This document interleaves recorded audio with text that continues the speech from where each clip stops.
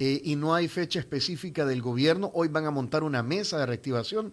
Todavía no conocemos quiénes son los actores, pero ¿cuál es la situación de esta economía salvadoreña?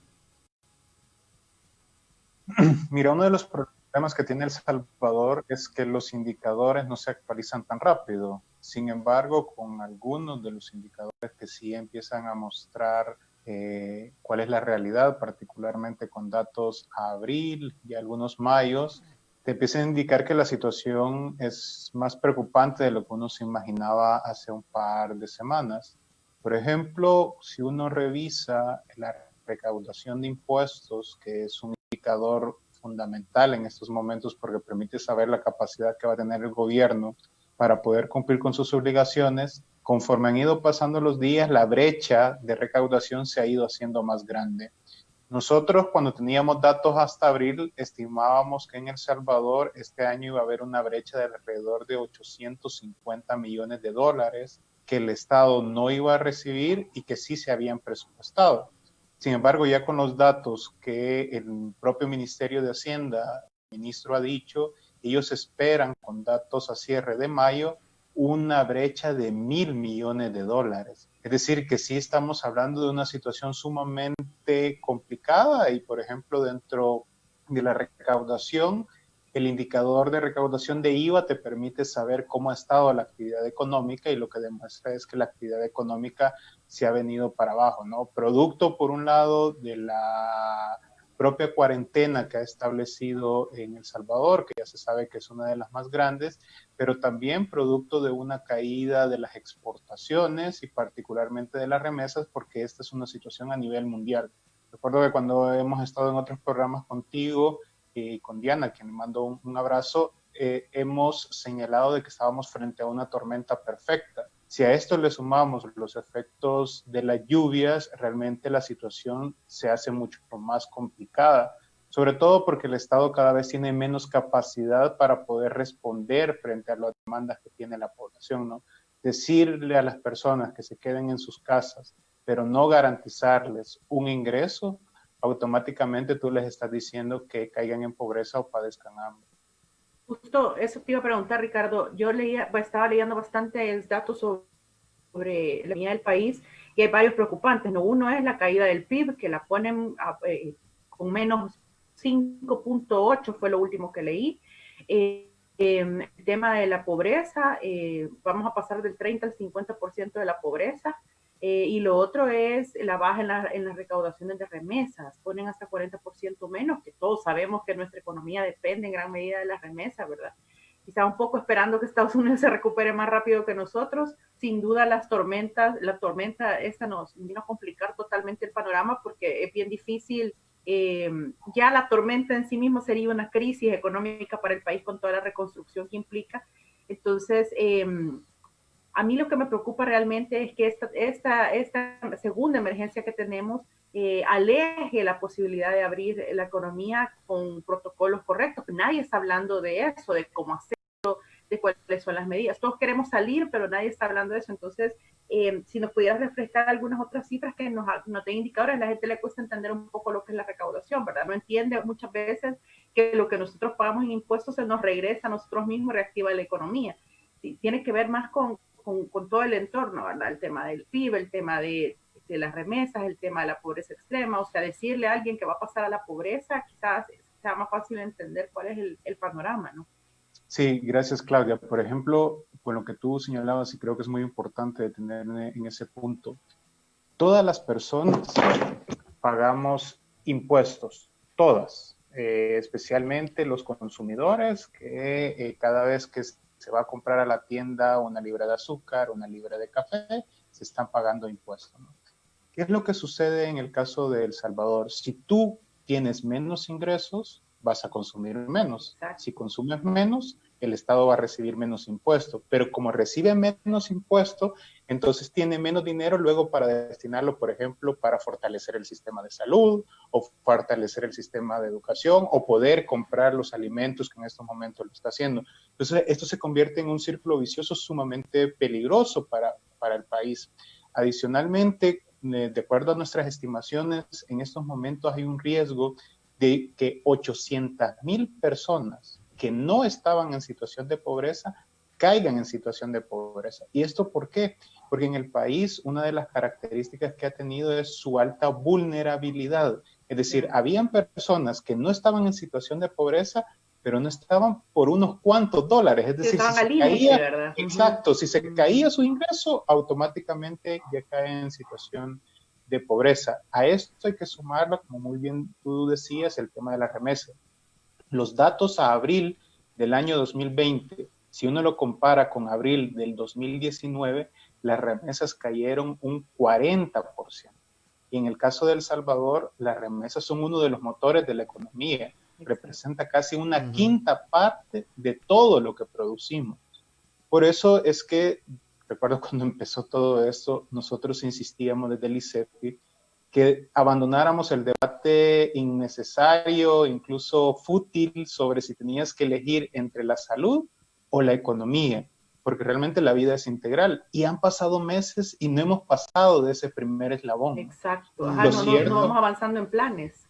Exacto. Y yo creo que uno de los grandes problemas que nosotros observamos en el caso de El Salvador es justamente la parte de la planificación.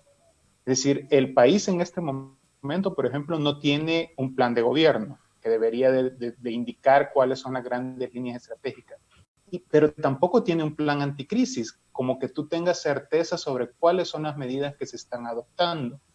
En cambio, los niveles de endeudamiento se han ido incrementando considerablemente, porque en esas circunstancias en las cuales la actividad económica prácticamente está paralizada y por lo tanto la recaudación se cae, las exportaciones están disminuyendo, las remesas están disminuyendo, el único mecanismo casi que te queda es el endeudamiento. Claro. El problema ya es que lo tenemos comprometido, ¿verdad? Exacto, es como cuando tú en tu situación de hogar no te quedas sin ingresos y entonces empiezas a utilizar la tarjeta de crédito. Un momento que la tarjeta de crédito ya está llegando al límite y es lo que está pasando en El Salvador. Ricardo, expliquémosle por favor a la gente cuáles son los instrumentos de los cuales se ha valido el gobierno para usar lo que tú llamas la tarjeta de crédito, que son los LETES y los CETES. Efectivamente, en el caso de El Salvador hay como dos tarjetas de crédito. Uno que son las LETES, que esto se denominan letras del tesoro, y hay otra tarjeta de crédito que se había hablado muy poco antes de esta crisis, pero que sí siempre se ha utilizado, aunque en menor magnitud, que son las CETES, que son certificados del tesoro. Ambos instrumentos lo que hacen es que se colocan en el mercado nacional a través de la Bolsa de Valores de El Salvador y ahí lo pueden comprar inversionistas privados. El detalle de estos dos instrumentos es que tú tienes que pagarlos en menos de un año, es decir, que lo que te prestan en menos de un año. En lo que va de la crisis, es decir, desde finales de marzo hasta la semana pasada, el Estado salvadoreño casi ha utilizado las tarjetas de crédito por un monto de $1,000 millones, con una tasa promedio de 9.25. Es una tasa de interés sumamente alta. Para que tú tengas una idea, en enero se hicieron una emisión de $50 millones en LETES y la tasa de interés que se pagó en ese entonces fue de 4.25. Y entonces, ¿por qué es que estamos pagando una tasa de interés tan alto? Y ya lo hemos hablado, por el perfil de riesgo. El Salvador en estos momentos es un país muy riesgoso para los inversionistas, es decir, que hay riesgo de que incluso no pueda pagar. Por un lado, por sus altos niveles de endeudamiento. Este año El Salvador puede cerrar con una deuda del 90% del PIB, es decir, que por cada $100 que vayamos a producir, 90 ya los vamos a deber. Pero también por la falta de claridad de un plan. Por ejemplo, de los 3.000 millones que se ha aprobado en la Asamblea Legislativa, no existe certeza sobre qué se van a utilizar esos recursos y tampoco existe certeza sobre los resultados que vas a tener. Si a esto le añadís el componente político, hace que el perfil de riesgo todavía incremente. Sí, Claudia. Justo se iba a decir, hablando de esto que ya aprobó, digamos, que vaya a negociar el gobierno, la Asamblea, va a ser difícil colocar esa cantidad de dinero por esto mismo que tú mencionas, el tema del riesgo, el tema no solo el riesgo de que no podamos pagar, sino de todo el conflicto político que gira alrededor, que también son indicadores para las entidades para prestarnos dinero. Entonces, yo he oído mucho a los políticos hablar de si vos tenés la culpa, si vos no me das, si yo no tengo dinero, si no tengo pero ese dinero, digamos, está listo para irse a negociar. Lo que pasa es que no solo depende de que el gobierno lo negocie bien, o sea, hablando del Ministerio de Hacienda, sino de que las entidades confíen en el país, nos den el préstamo y además no nos maten con un interés demasiado alto, que es lo más probable, ¿no? Efectivamente, por ejemplo, en esos momentos lo que se debe de hacer es que la mayor cantidad de recursos que vengan de endeudamiento los consigas a través de organismos multilaterales, como el Fondo Monetario Internacional, el Banco Mundial, el BID. ¿Por qué? Porque te van a dar una tasa de interés muy baja, entre 2 y 4%, pero algo mucho más importante, te van a dar un periodo de gracia para que lo empeces a pagar. Y esto es muy importante porque el presupuesto del próximo año es clave para intentar minimizar los efectos de la crisis. En cambio, si tú salís a colocar bonos a los mercados internacionales, ahí la tasa de interés que vas a encontrar en estos momentos sería una tasa de 2 dígitos, es decir, estarías pagando 10% hacia arriba. Y además, los intereses los tienes que empezar a pagar ya el próximo año. Entonces, eso hace hipotecar los presupuestos de los próximos años. De acuerdo a las cifras del Ministerio de Hacienda, de los 3.000 millones que ha sido aprobado por la Asamblea Legislativa, están en negociación alrededor de 1.600 millones, que todavía no están asegurados, ¿verdad? O sea, estos están todavía negociándose, pero supongamos que consiguen esos 1.600 millones. Significa que hay 1.400 millones en los cuales el único mecanismo que te queda es a salir a colocar bonos. Pero ya hemos hablado de los riesgos que se tienen. Sí. Por eso es que el propio gobierno no se ha atrevido en estos momentos a colocar bonos, porque sabe lo que se va a encontrar. Ricardo, he escuchado infinidad de veces al presidente de la República en las cadenas, en los discursos, que dice que los diputados no le han dado al gobierno ni un centavo partido por la mitad. ¿Es eso cierto? Si lo tomamos de manera literal, es cierto, porque no es la Asamblea Legislativa quien le tiene que dar el dinero al gobierno, ¿no? Porque ellos lo que hacen es nada más aprobar y autorizar para que otros organismos o inversionistas privados sean quienes le presten. Si uno revisa a partir de los datos oficiales y datos oficiales del propio Ministerio de Hacienda, sí puede encontrar de que en el caso de El Salvador, lo que se ha estado utilizando hasta este momento para poder financiar los gastos son las tarjetas de crédito. Y en el caso de las LETES, que es quizás la que más se conoce, esa se autoriza cuando se aprueba el presupuesto. Por ejemplo, para este año se aprobó de que el gobierno puede emitir hasta el 20% de los ingresos corrientes. Es decir, que estamos hablando alrededor de 1.200 millones de dólares que tenía ya autorización de parte de la Asamblea Legislativa para que el gobierno lo pudiera usar. Y es lo que han estado haciendo. Adicionalmente, ya los 389 millones del Fondo Monetario Internacional ya han entrado a las arcas del Estado y ya los pueden estar utilizando. El punto aquí, Tony, es que el ritmo de gasto es mucho más rápido que el ritmo con el que se están negociando el endeudamiento. El ministro de Hacienda decía que junio, por ejemplo, era un mes clave, porque ¿qué es lo que estamos observando? Por ejemplo, lo que se discutió la semana pasada en la Asamblea Legislativa, que hay varias instituciones públicas que ya no tienen recursos siquiera para pagar salarios. Por ejemplo, es el caso de ANDA, en el cual ya se le han hecho 2 transferencias. La semana pasada, para que ANDA se le pudieran hacer llegar esos recursos para poder pagar salarios, se le recortó recursos, entre otros, al Ministerio de Medio Ambiente y al Ministerio de Educación. O sea, es una situación bastante crítica y compleja. Nosotros creemos desde el instituto que antes incluso de recortarle a educación, que es tan vital en estos momentos, deberían de eliminarse otros gastos que son innecesarios o no prioritarios, pero es algo que todavía sigue sin hacerse en el país. Es decir, ya las circunstancias cambiaron y el presupuesto que tienes ahora no puede seguir siendo el mismo que tenías a inicio de año. Tienes que cambiar las prioridades y eso es muy importante que se haga cuanto antes. Dices tú que el ritmo de gastos que está teniendo el gobierno es mayor al ritmo de la obtención de los recursos.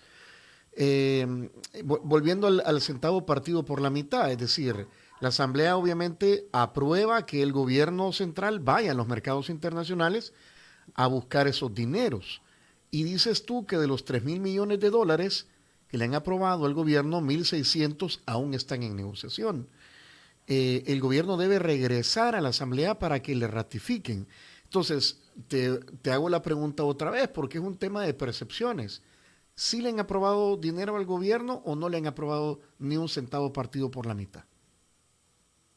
Bueno, los 389 millones que ya fueron aprobados y desembolsados por el Fondo Monetario Internacional, esos ya los tienen en las cuentas. Ahí ya digamos que la Asamblea Legislativa cumplió con todo su proceso.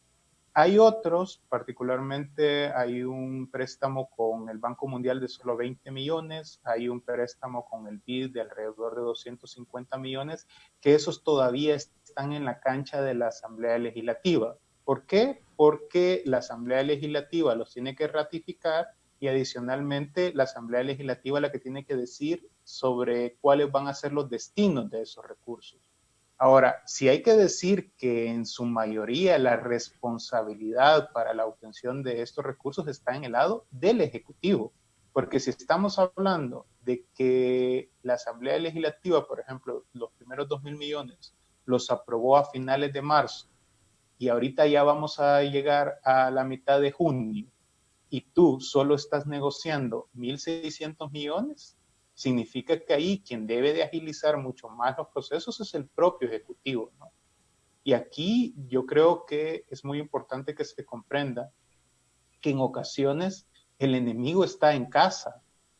Cuando se hacen declaraciones, cuando se dice que no se va a cumplir una resolución de la Sala de lo Constitucional, a quien está afectando es al propio gobierno, porque es que le dificulta obtener estos recursos, ¿no? O sea, el ministro de Hacienda, por ejemplo, debería de hacer un llamado, está bien a la Asamblea Legislativa, pero también al propio gobierno. El tipo de mensajes que envía, ¿verdad?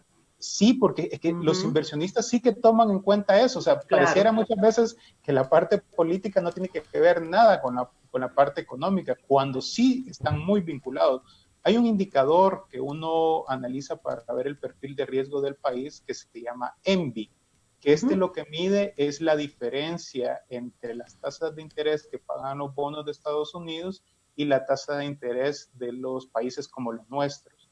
Por ejemplo, cuando han habido más conflicto es cuando el perfil de riesgo más ha aumentado. Esto te señala que sí hay una relación directa. Por lo tanto, ¿qué es lo que debería de ahorita hacerse cuanto antes? Primero, tener muy claro una hoja de ruta, ¿no? O sea, cuáles van a ser las medidas que se van a adoptar y demás, y luego bajarle muchísimo al conflicto, porque si no, los costos de eso los va a terminar pagando la ciudadanía, porque recordemos que en la medida que la tasa de interés sea más alta, significa que del presupuesto del próximo año se van a tener que destinar más recursos para pagar deuda y menos para educación, para salud, para seguridad, etcétera. Yo creo que es importante, Ricardo, establecer esto como un checklist, ¿verdad? De lo que los organismos toman en cuenta. Es bien parecido a lo que mide Fomilenio cada año cuando nos está revisando para darnos los siguientes desembolsos, ¿verdad? Que creo que la gente está más familiarizada con ese proyecto de inversión. Pero realmente el clima político, el clima de inversión, el nivel de riesgo, la capacidad de pago, o sea, son una mezcla constante y que están en juego que inciden en si nos dan o no nos dan dinero, ¿verdad? ¿Y qué otras cosas miden estos organismos? Porque esta tensión política entre organismos, entre órganos de Estado es fundamental para medir si el país es como viable, ¿verdad? Sí, justamente, uno de los grandes factores es como saber si realmente el gobierno va a tener la capacidad de pago, porque tú dices, bueno, le voy a prestar, pero realmente me lo van a poder pagar. Entonces, uno de los factores que ahí ellos toman mucho en cuenta es el tipo de medidas que se van a adoptar el país.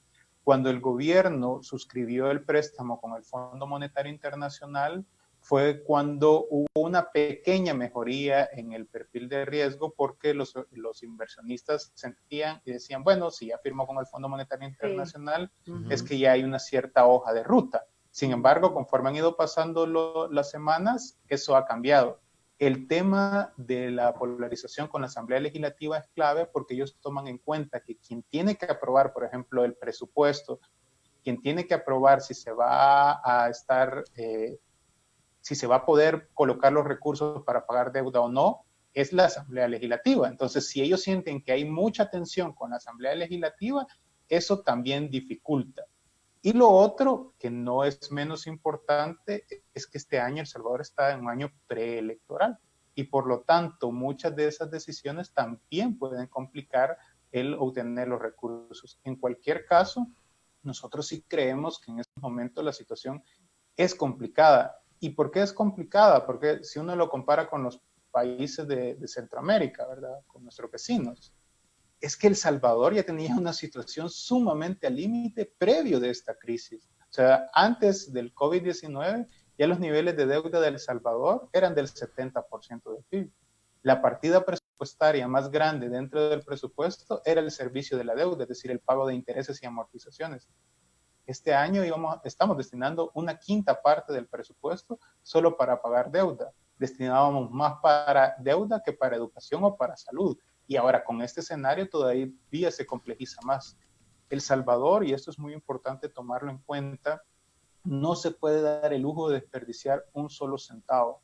Por ejemplo, de los 2.000 millones de dólares que fueron aprobados a finales de marzo, 600 millones van para las municipalidades, pero muchas de estas municipalidades no tienen ni la capacidad técnica, no tienen los planes, y en un año preelectoral eso se puede convertir en un foco de corrupción. Ahí la participación ciudadana y la auditoría social es clave para minimizar esos riesgos. Y lo otro, perdón, el otro conflicto es con la Corte, o sea, al final no se han cumplido algunas resoluciones, no se han respetado más bien, entonces eso también puede generar un problema, ¿no? Ese es de los más graves, porque, por ejemplo, en un Estado de Derecho tú sabes que las resoluciones de la Sala de lo Constitucional se cumplen. No hay, podemos debatirlo si estamos de acuerdo o no, pero se cumplen. Y criticarla, ¿verdad? Pero... Exacto. Cuando un inversionista ve que una resolución de la sala no se cumple, se encienden las alertas, porque dice, si este gobierno o cualquier gobierno no cumple una resolución de la sala de lo constitucional, que es el máximo órgano, ¿qué me garantiza a mí que luego sí va a cumplir la deuda que tengo, ¿no? O sea, puedo decir así como desconocer esa resolución, luego desconocer la deuda que tiene conmigo. Y entonces eso también es uno de los factores que más se toma en cuenta los inversionistas para saber si se coloca el dinero en el país o no. Sí. A ver, Ricardo, el gobierno debería ser tal vez el más interesado en reabrir la economía, pienso yo, guardando obviamente todos los protocolos, aperturas graduales, ir por fases, todo lo que ya se ha dicho. Porque el ministro de Hacienda, yo me imagino cuando se sienta con el presidente, le va a decir, mire presidente, ya no hay dinero. Y sin embargo, bueno, y conseguir los préstamos, como tú dices, allá en los mercados internacionales, es más costoso, le ha de costar mucho más. Entonces necesitamos reabrir la economía para que comiencen a fluir los impuestos, el IVA, cierta actividad económica que oxigene al gobierno para cumplir con los compromisos. Pese a todo, se sigue diciendo que, bueno, hay subsidios, hay canastas, hay ayuda a la gente no solamente por el tema del COVID-19, sino que también por lo de las tormentas. El gobierno dice que va a mantener los megaproyectos, es decir, no sé cómo va a ser eso si 9 de cada 10 dólares ya los debemos.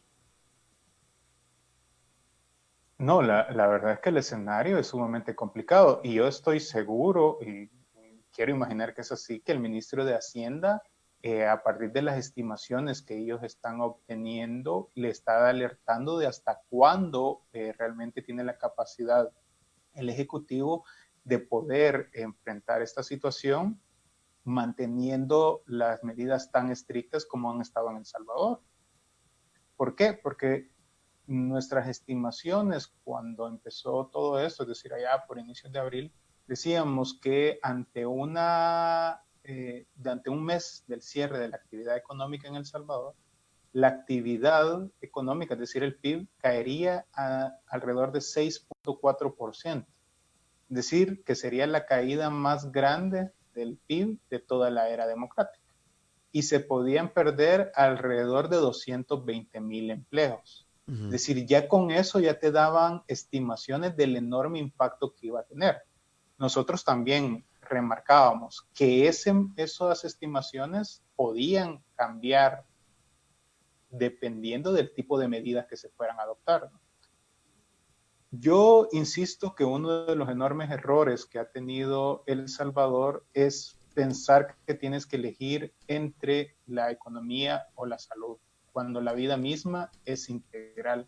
Y hemos desperdiciado meses fundamentales, porque no han sido días, han sido meses fundamentales para preparar tanto a las empresas como a los consumidores frente a esto que han denominado la nueva normalidad.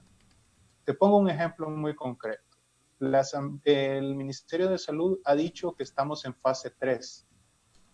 Toda la ciudadanía sabe las implicaciones de qué es estar en fase 3. De contagio si una masivo. Persona que tiene COVID-19 y es asintomática está en la casa, saben cuáles son las medidas que se deben de cumplir. Por ejemplo, una de las grandes apuestas tuvo que haber sido en temas de educación masiva, en compra de insumos, porque un aspecto también muy importante es que la economía salvadoreña en su mayoría es una economía del sector informal. Uh-huh. Por lo tanto, aunque tú, por ejemplo, en esos momentos establezcas protocolos para las grandes empresas, lo cierto es que el grueso de la población no trabaja ahí. Y entonces, ¿cómo vas a hacer con todas estas personas?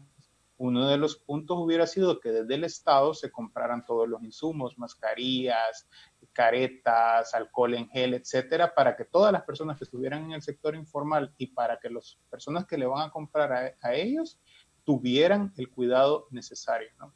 Adicionalmente, de los grupos más vulnerables frente al COVID-19 son las personas de la tercera edad. A estas personas no se debe de volver a trabajar, pero nuevamente, ¿cómo hacemos para que no vuelvan a trabajar?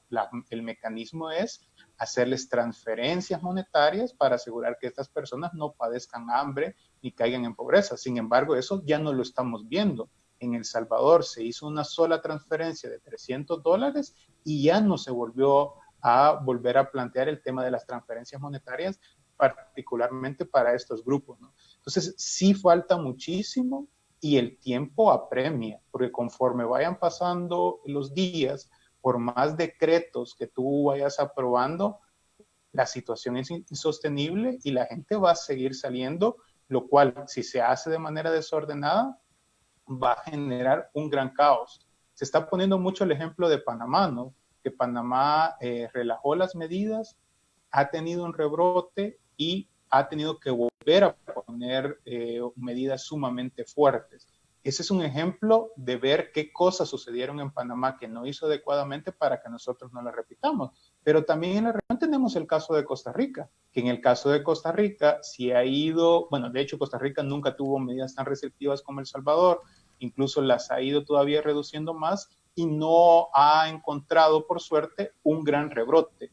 Entonces, El Salvador debería de aprender de las lecciones internacionales, adaptarlas al país y hacerlo cuanto antes, ¿verdad? O sea, en estos momentos decir que vamos a empezar a tener planes sobre cómo hacer una mesa para elaborar el plan, híjole, parece que vamos muy, muy tarde. Sobre todo porque ya tenemos hojas de ruta, o sea, la ESEN, INCAE nos han dado como cosas específicas. Yo hace poco publicábamos, de hecho en la prensa, varias cosas sobre que el agro es uno de los primeros que debería de abrir para aprovechar esta ventana de la estación lluviosa, porque si perdemos esto, perdemos un montón de tema de siembra y posterior cosecha, ¿verdad? En productos que son de primera necesidad, como maíz, frijol, que son parte de la canasta básica en el interior sobre todo, ¿verdad? Pero yo no veo nada sobre eso y como tú bien decías, tampoco veo una campaña agresiva, educativa, para sectores informales, por ejemplo. Esta gente ya está saliendo porque realmente los $300, ¿cuánto les pudieran haber durado, verdad? Con suerte y super administrándolo tal vez mes y medio. Uh-huh. Pero si ya no percibís nada y no, pues una canasta te puede servir también, pero no te suple medicinas, no te suple insumos para la higiene personal. Realmente a mí sí me preocupa un montón el tema del desorden con el que vamos a empezar a salir por pura necesidad, ¿verdad? Solo porque no hay un plan establecido de reapertura, que no entiendo por qué se está retrasando tanto. Sí, y yo a lo que tú señalas le sumaría la importancia de que estos planes tengan a la base elementos técnicos, ¿verdad? Por ejemplo, dentro de la agricultura, que era uno de los sectores más importantes, la ventaja de ahí es que, dadas las condiciones del trabajo, las personas no están aglomeradas, se hace Exacto. al aire Ajá. libre. Entonces, por ejemplo, eso es una actividad que técnicamente tú puedes encontrar que los niveles de riesgo son más bajos. Ujú. Entonces, por ejemplo, es una actividad que se va a permitir. Pero ¿qué vas a hacer con otras actividades en las cuales es todo lo contrario? Hay mucho hacinamiento en los trabajos y demás. ¿Cómo se van a ir adaptando? Esas discusiones realmente las tuvimos que haber tenido hace varios meses. Sí, O sea, vamos exacto. muy tarde. Yo Y no, ojalá que ahora sí haya mucha voluntad sobre que las decisiones que se adoptan, como decía, tengan los elementos técnicos y no se convierta más en un conflicto político electoral. O ujú. sea, en un principio, cuando uno miraba las medidas en El Salvador, parecía que el problema sanitario era un problema de seguridad, ¿no? Las personas no le tenían tanto miedo en sí al COVID, no le tenían más miedo que si te llevaban a un centro de contención. Ujú. A ver, Ahora se ha convertido más en un problema político, es decir, de cuándo se va a abrir o no, no están a la base argumentos técnicos, sino que argumentos políticos. y Y ahí al quiero final el llegar, daño es muy fuerte. ahí quiero llegar, Ricardo, porque, a ver, y no quiero caer en el terreno de la especulación, pero ha habido una intención evidente del gobierno, incluso cuando estaban en estos 5 o 6 días que hubo negociaciones con la Asamblea Legislativa, el punto de honor siempre fue una cuarentena estricta de 15 días. Eh, y por el otro lado, mucho de la conversación en redes sociales y de muchos expertos en el modelaje y de cómo se va comportando la curva de los contagios, este fin de semana, Claudia, fue de que estos expertos comienzan a dudar en la veracidad de los datos que está dando el gobierno. Exacto. Entonces, Ujú.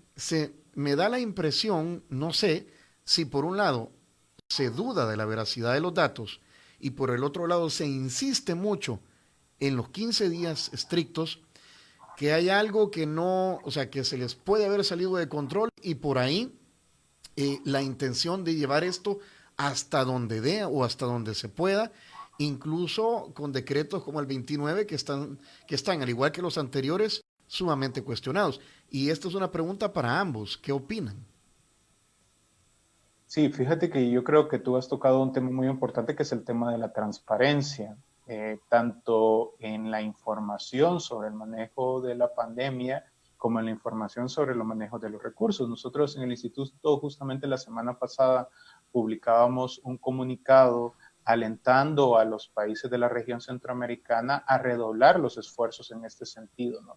Por ejemplo, es muy importante que ahorita la ciudadanía conozca cuál es el estado de la situación hospitalaria de los países, es decir, cuántas camas están ocupadas, cuántas camas están disponibles, porque ese tipo de indicadores te permite también tomar decisiones.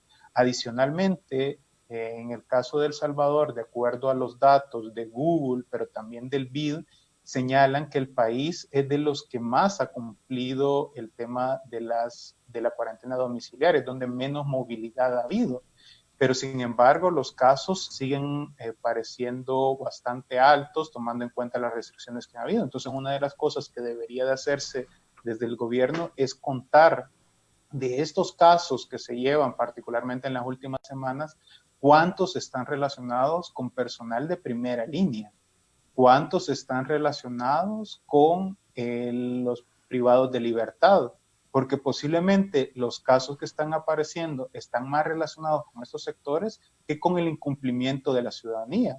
Y esto es muy importante porque entonces el tipo de medidas que tienes que adoptar es Son diferente, diferentes, exacto. porque si no de nada te serviría, podemos mantener todo por varios años a las personas en cuarentena domiciliar, Y no va a pero si pasar tú no nada. estás protegiendo Ujú. a donde están los focos de contagio, entonces no vamos a salir de nada. Por eso es muy importante el tema de la transparencia y la evidencia para adoptar estas decisiones.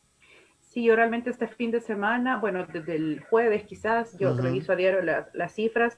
Eh, yo, por supuesto, no soy epidemióloga, ¿verdad? Tengo conocimientos básicos de lo que he cubierto de salud, pero es como poco comprensible entender la curva de casos que hemos visto en los últimos días, y sobre todo a mí me cuesta mucho racionalizar a dónde están los casos. Es decir, ves que crecen y crecen y crecen y todos estamos encerrados, ¿verdad? Entonces decís de dónde vienen. Claro, luego ves que hay más de 500 agentes de la policía que han sido contagiados y decís, bueno, entonces, como dice Ricardo, de dónde están saliendo estos casos, pero esa información no la tenemos. O sea, yo quisiera tener una data en la que yo pudiera hacer una minería de datos y identificar exactamente por dónde nos están saltando los casos, porque eso nos permitiría tomar acciones específicas en rubros específicos que están siendo golpeados. La percepción que yo tengo desde la información que recibimos del Ejecutivo es que la gente de primera línea es la que está sufriendo más las consecuencias. No sé por qué, asumo,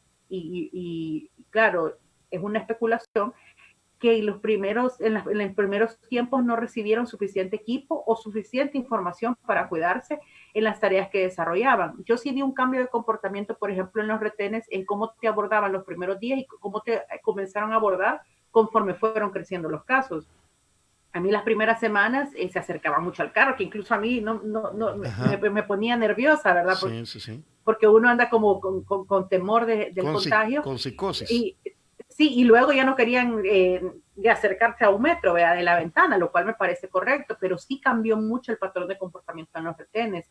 Entonces, si no tenemos esa información, es difícil tomar decisiones concretas. Yo, la verdad es que esperaría que el ministerio sí tenga esa información de primera mano en la que puede identificar a dónde tenemos el contagio. Yo, como saben, estuve en un centro de contención, estuve 30 días cuando regresé del país porque estaba en un viaje, y yo al principio decía, bueno, estas son las medidas correctas, si nos toca a nosotros sacrificarnos porque venimos del país, somos agentes de riesgo, pues bueno, nos sacrificamos, ¿verdad? Y casi, bueno, la mayoría de personas, que fueron más de 4,000, estuvieron estoicamente 30 días en los primeros tiempos cumpliendo con una cuarentena. Pero claro, ahora ves que los casos no cesan, que no logramos estabilizar la curva, digamos, y no entender si no nos están dando toda la información, si no están ocupando esa información para tomar decisiones específicas en rubros específicos, o si de verdad no sirve mucho estar encerrados al 100%, ¿verdad?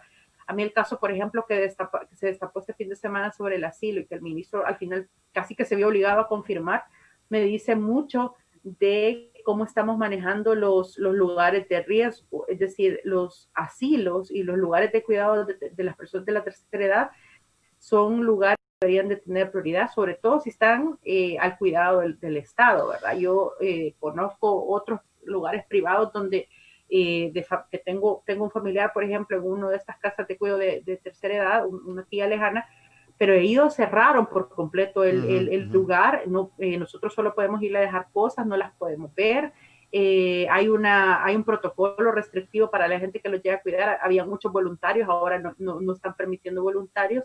Entonces, no sé si realmente el gobierno está tomando estas acciones en las instituciones que ellos dirigen, ¿verdad? Como el asilo Sara. Entonces, yo sí creo que necesitamos más transparencia en los datos.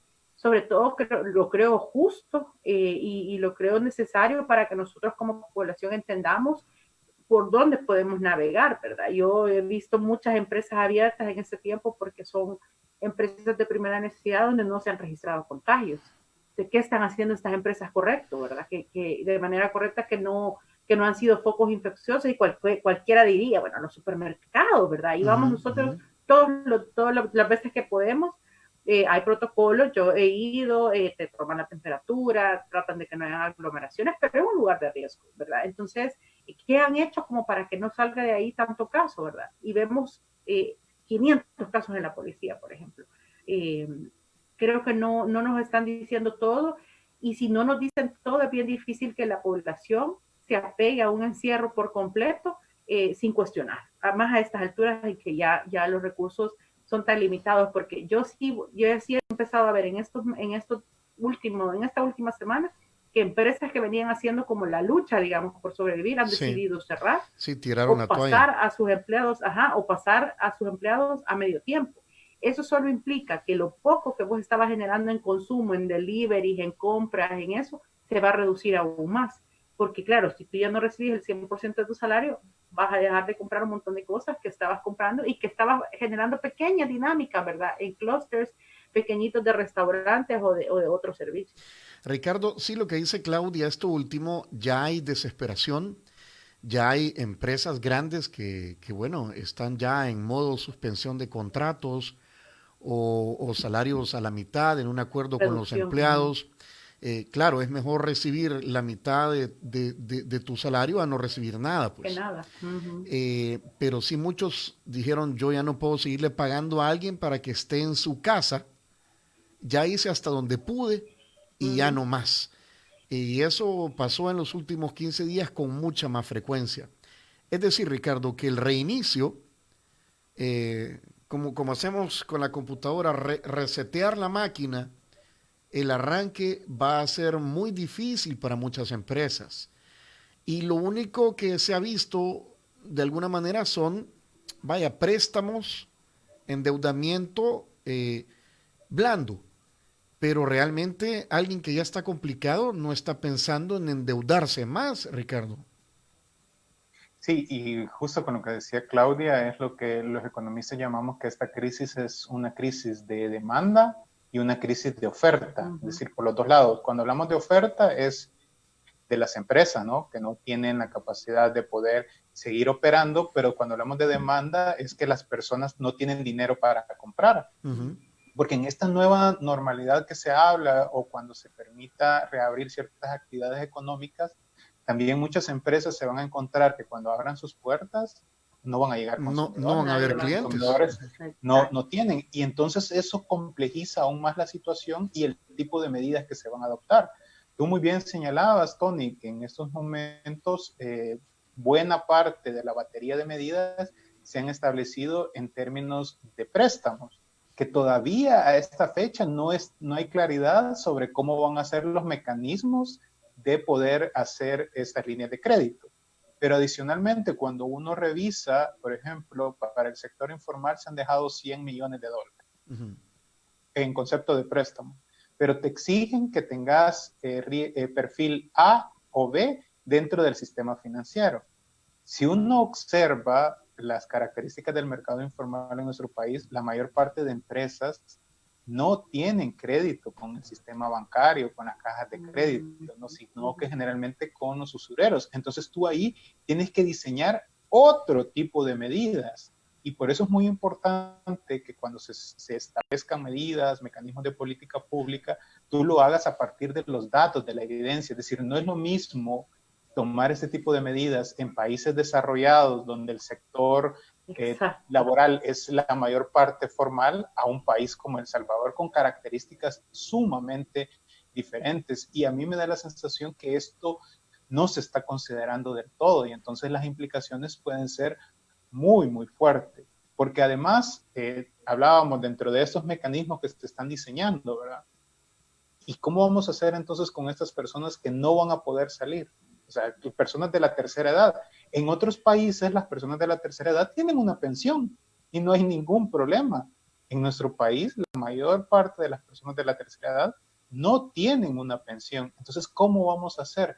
Ese tipo de preguntas son las que se le deben dar respuesta, pero cuanto antes. Por eso es que nosotros en el ICEFI, me parece a mí esto muy, muy importante señalarlo, hicimos un evento en conjunto con el Colegio Médico, por ejemplo. O sea, porque uno hubiera pensado antes qué tienen que hacer los economistas con los médicos, pero lo que tratábamos de mostrar en el ejemplo es que esto debe abordarse de manera integral, porque de lo contrario los costos van a ser más altos de las medidas que se están adoptando. Yo creo que ahí es importante recordar que esto solo nos puede llevar a un estallido social complicado. Tal vez la gente no lo está visualizando, pero yo he visto muchas más banderas blancas, sí, incluso en las zonas urbano marginales, en la última semana que lo que vi en los meses anteriores, y si te hace pensar, bueno, ¿qué va a hacer la gente? Si no tiene para comer, te va a parar en un alto, Claudia, o va a hacer Claudia, las calles. Y no solamente a la orilla de la acera, ya muchos están poniéndose frente al vehículo, como quien dice, si no me das dinero, pues no te dejo pasar.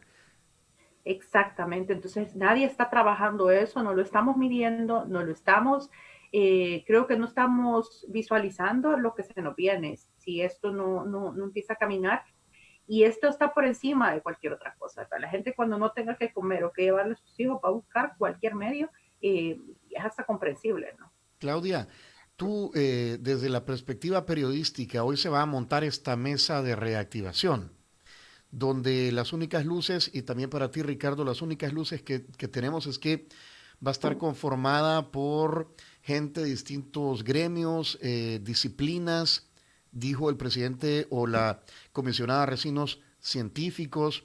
Lo que sí tenemos certeza es que no estará la ANEP. Esto han sido muy claros en decirlo. Pero, ¿qué luces tenemos sobre quiénes van a conformar estas mesas? Ah, y vi también a algunas grandes empresas que dijeron, hey, yo quiero estar en esa mesa y pongo a disposición mis Mis protocolos, protocolos. lo cual me parece muy positivo. Claro. Pero ¿qué se sabe sobre esta mesa de reactivación y quiénes la van a conformar? Pues bien poco, Tony, que es parte del asunto. Yo, la verdad es que hemos tratado de averiguar de alguna manera quiénes podrían estar en esa y no recibimos como nombres específicos, ¿verdad? Y como bien decís, yo vi por lo menos 4 empresas, una de ellas internacional, que ofrecía protocolos internacionales, pues, de lo que se están haciendo afuera del país, en países que ya nos llevan 2, 3 meses de adelanto, porque por ejemplo Estados Unidos empezó con esta crisis mes y medio, 2 meses antes que nosotros. Algo podríamos saber de ellos para hacerlo igual o diferente, ¿verdad? Porque Sí. seguramente se equivocaron en algunas cosas. Pero a mí, vuelvo a lo mismo, a mí esta falta de transparencia me preocupa porque lo que genera es una gran incertidumbre y cómo confías en, me voy a encerrar, me voy a encerrar, pero si no tengo los datos correctos o si cada tanto estoy dudando de lo que estoy recibiendo, pues es bien complicado que la gente siga siendo obediente a la cuarentena que nos están proponiendo, ¿verdad? Porque Ajá. no tenemos todos los datos que necesitamos y creo que los que tenemos no son suficientes y en muchos casos no son confiables. Ricardo, ¿qué sabes de la mesa de reactivación? Pues muy poco realmente, más allá de las declaraciones, de los tweets en los cuales el presidente ha identificado como a las empresas que han dicho yo sí me quiero sumar y él dicho bienvenido, nada más, ¿verdad? Y eso es un tema que es sumamente clave porque en la intención, ojalá se cumpla, deberían de estar representados los diversos sectores del país y que estas decisiones tengan a la base elementos técnicos, porque de lo contrario, las medidas que se puedan adoptar no van a ser las adecuadas. Y entre estos elementos técnicos debe estar la realidad del país, ¿no? Porque, por ejemplo, hay empresas que pueden tener protocolos internacionales muy buenos, pero que a lo mejor solo van a ser aplicables a grandes empresas. Exacto. Pero el parque Ujú. empresarial de nuestro país está conformado principalmente por micro, pequeñas y medianas empresas, que estas tienen características totalmente diferentes. Entonces, ojalá realmente se aborde ese tema. Y volviendo a algo que decía Claudia, que a mí me parece muy importante, Tony, el tema de la gobernabilidad democrática. O Ujú. sea, tú por más decretos que puedas establecer, llega un momento en que las personas, si están viviendo una situación extrema de hambre y demás, van a salir a las calles y los estallidos sociales pueden ser muy fuertes. Veamos el espejo de lo que ha pasado en otros países. Por lo tanto, antes de que esa situación suceda, deben de establecerse las medidas adecuadas. Por ejemplo, la entrega de los paquetes de alimentos está siendo sumamente lenta. Hay áreas, particularmente en el área rural, que sigue sin recibirse esos paquetes. Eso debe de agilizarse, se deben de incorporar más actores. Si aquí no importa quién sale en la foto, aquí lo importante es que las personas que más lo necesitan reciban este tipo de mecanismos que se hacen desde la política pública. Híjole, bueno, se nos está acabando el tiempo, nos quedan escasos 5 minutos.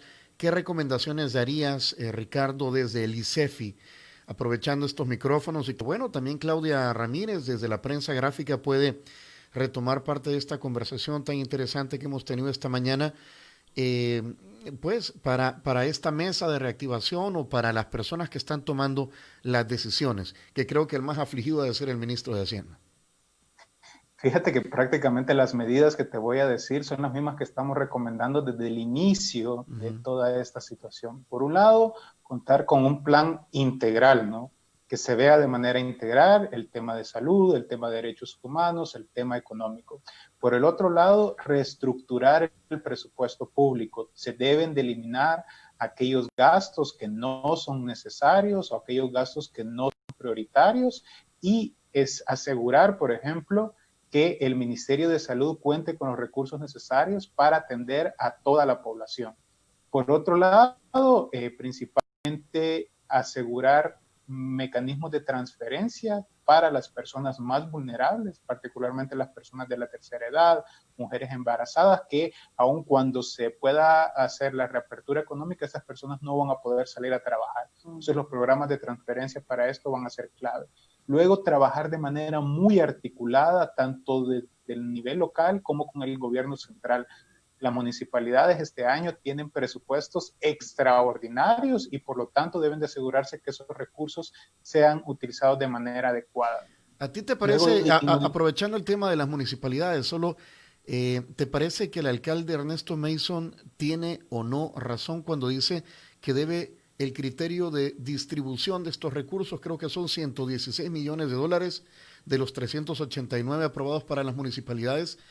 Dice San Salvador debería tener más recursos, pues hay más densidad poblacional, hay más habitantes, y se ha hecho una distribución equivocada. ¿Crees que esto debería cambiar?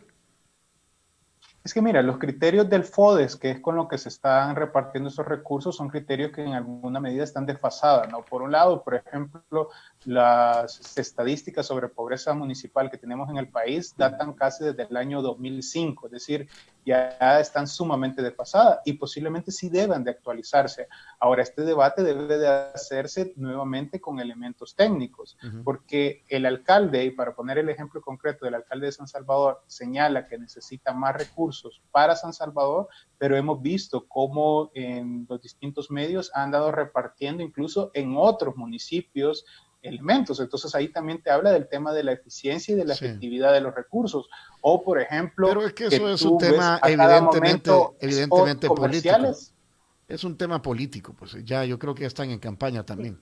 Eso justo iba a decir, que yo creo que es importante que reflexionen sobre el momento que vivimos, ¿verdad? Yo creo que todos están operando en clave electorera, de alguna manera, y eso solo va a complicar el escenario, ¿verdad? Sí. Porque como decía Ricardo, si ahorita realmente a la gente no le interesa quién le lleva ayuda, le interesa que le lleven ayuda, ¿verdad? Sí, y disculpa. Y es un tema de...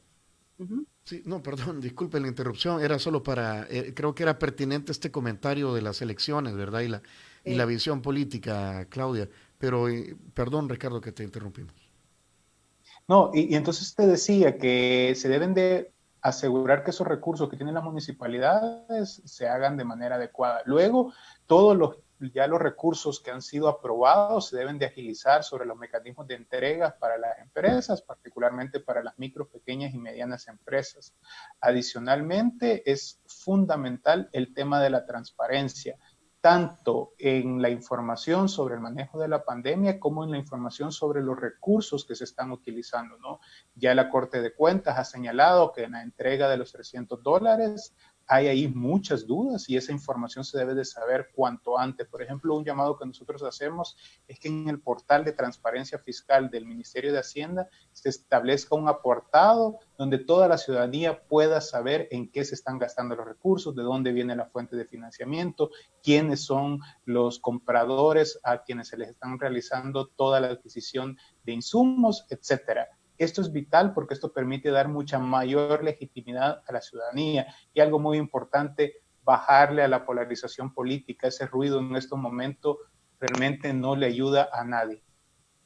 Bueno, y además en ese tema, perdón, de la transparencia, sí, nada más, a recordar que ese dinero lo vamos a pagar todos, ¿verdad? No es como que nos están haciendo un favor. Al final, esa cuota que tengamos que pagarle al Fondo Monetario, que tengamos que pagarle bonos, que tengamos que pagarle al BID, a quien sea, va a salir al final del esfuerzo y el trabajo que hagamos cada uno de los salvadoreños en el momento que tengamos que pagar nuestros impuestos. Entonces sí es justo que transparenten cómo lo van a invertir, porque al final estamos hipotecando no este gobierno, probablemente 2, 3 gobiernos más, que van a quedar complicadísimos con el nivel de endeudamiento que vamos a tener. Y siendo honestos, casi toda la región va a subir a un nivel de endeudamiento bien alto, ¿verdad? Por la crisis que enfrentamos y por el tipo de economía que tenemos. Sí. Pero por eso creo que vale la pena transparentarlo. Claro, Claudia, hemos dicho aquí que cuando el presidente, un funcionario público, el alcalde del municipio está haciendo una entrega de ayuda, un donativo, no lo hace con los dineros de él, lo hace con los dineros de nuestros impuestos o de los tributos municipales. Donde entran ellos es que han tenido la voluntad política de hacerlo, pero son dineros pero son dineros de nosotros y por ende pues deben ser transparentes, ¿o no, Ricardo? Justamente lo que tú señalas, Tony. De hecho, dadas las características de cómo se cobran impuestos en nuestro país, la mayor parte de recursos provienen de impuestos indirectos como el IVA, que afectan proporcionalmente hablando más a quienes menos dinero tienen. Es decir, las personas más pobres que reciben en estos momentos algún tipo de beneficio realmente está siendo pagado con recursos que ellos mismos van a hacer, ya sea con impuestos actuales o con impuestos futuros, ¿no? Porque generalmente en economía siempre decimos, la deuda de ahora representa impuestos el día de mañana. Por eso es que dentro de estas discusiones solo quisiera poner un punto, y es que además de ver lo urgente, hay que ver también lo importante y lo estructural. Y aquí pasamos por un tema de planificación de mediano y largo plazo que empiece a resolver los problemas estructurales que tenemos, ¿no? Porque muchas veces se habla de volver a la normalidad, pero es que esa normalidad para muchas personas era muy mala. Entonces, ojalá que la nueva normalidad sea una normalidad en la que todas las personas tengan garantizado un nivel de bienestar básico. Muy bien. Ricardo, ya nos pasamos 4 minutos y agradecemos tu tiempo, ¿verdad? Y el de Claudia también. Claudia, gracias por tus preguntas, por acompañarnos. Diana Verónica está un poco complicada de salud y por prevención está en casa, ¿verdad? Resguardada, que son los protocolos que hay que respetar y hacer. Así es. Así con que, gusto, Tony, con gusto, siempre es un gusto. Gracias, Claudia. Un gusto, Tony, y un gusto, Claudia. Un abrazo Cuídense para ambos. mucho y suerte ahí en la jornada. Muchas gracias a ambos y gracias a todos ustedes. Ojalá que esta charla